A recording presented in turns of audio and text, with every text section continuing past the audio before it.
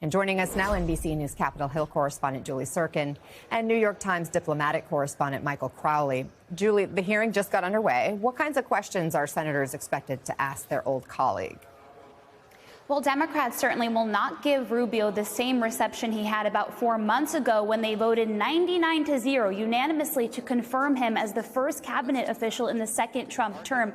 This time, Democrats have a lot of questions for him about the administration's foreign policy, about the gutting of USAID that he now oversees or whatever's left of it, and about the dueling wars that the president has not tampered down yet, despite pledging to do so on his first day, especially about those budget cuts, of course, is the purpose of the hearing.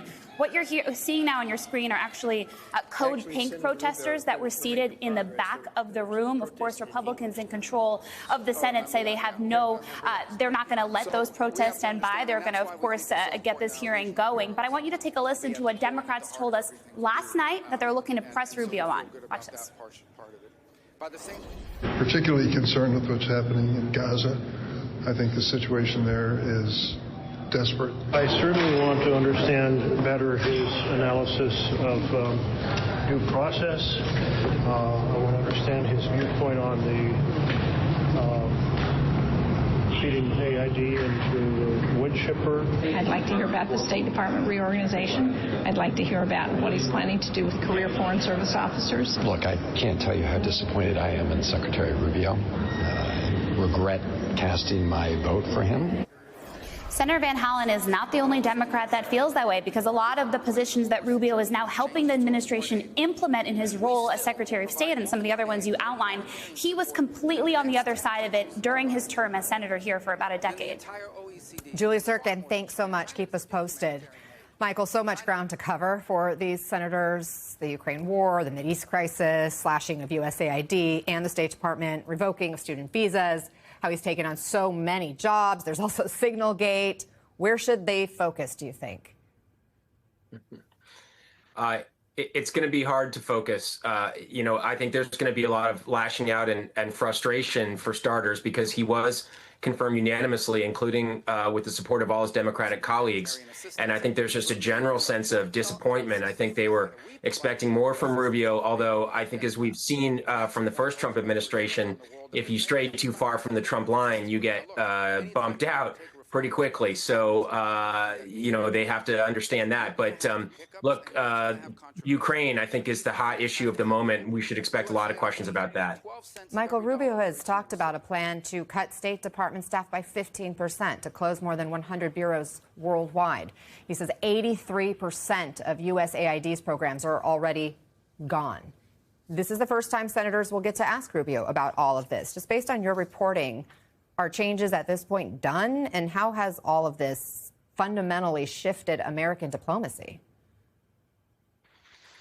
Yeah, this is still moving through the courts, but it's going to be extremely difficult to reverse it. I don't think USAID is coming back in this administration. And I think there will be a lot of questions. It's still not entirely clear how this all happened. It happened so fast. It was Trump's first target. It was very surprising to people.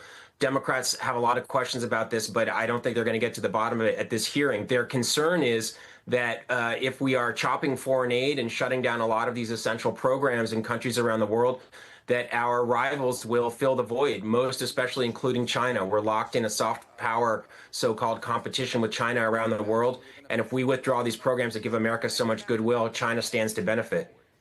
As we laid out, Michael, the president has given Rubio enough jobs for 4 people. These are big jobs. He's serving as interim national security advisor, acting administrator of USAID, and acting administrator of the National Archives. Clearly, the president trusts him. Here's what the president said last night, in fact.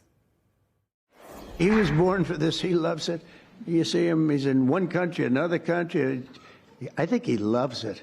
But he's so respected everywhere he goes. And I know how tough he is, because I used to have to be up there with him. He was not nice. He was a tough one. He was as good as you get. I didn't know that we would end up being this close. We like each other. Quite a shift from calling him Little Marco. But what are the risks of relying on one person so closely?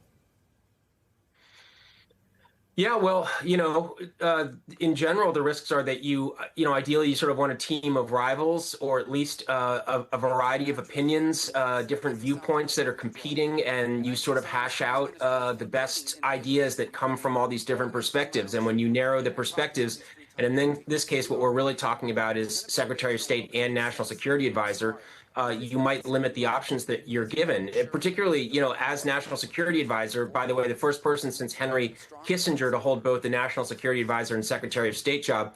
As National Security Advisor, Rubio is running the whole what they call interagency process to come up with options for the president. But if he's also Secretary of State, he's got a natural bias toward the State Department, whereas the National Security Advisor is supposed to be an impartial arbiter balancing State, Justice Department, Pentagon, all these different agencies. So that is a potential risk.